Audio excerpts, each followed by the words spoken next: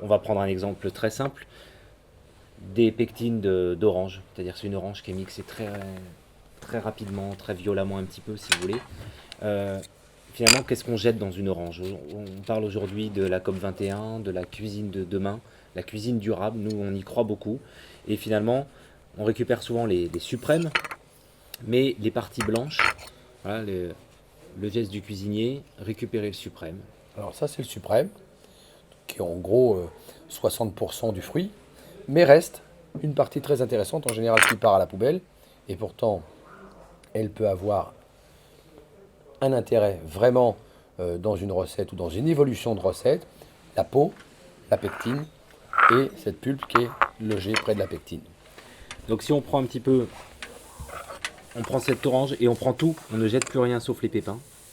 Et finalement, on récupère un sirop d'orange avec le sucre uniquement de cette orange.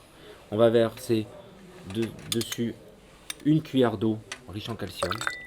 Voilà. Et Alors, évidemment, quand Raphaël, lui, scientifique, me propose ce type de produit, moi je vois immédiatement une possibilité, sans sucre ajouté. Voilà une confiture ou une gelée de fruits qui peut être servie à un diabétique, qui peut réduire considérablement aussi les calories dans mes gâteaux, le nappage d'une tarte, etc., etc. Là, ça me donne tout un champ d'application lié au monde de la gastronomie. Et mieux encore, ça me permet de préserver le goût.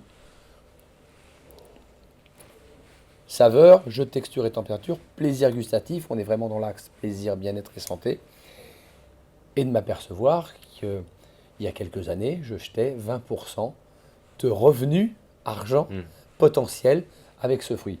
Innover, c'est aussi avoir potentiellement la capacité à donner d'une façon différente de la valeur ajoutée à des produits. Innover, c'est ça, c'est aussi enrichir une entreprise et enrichir un petit peu la connaissance de l'autre.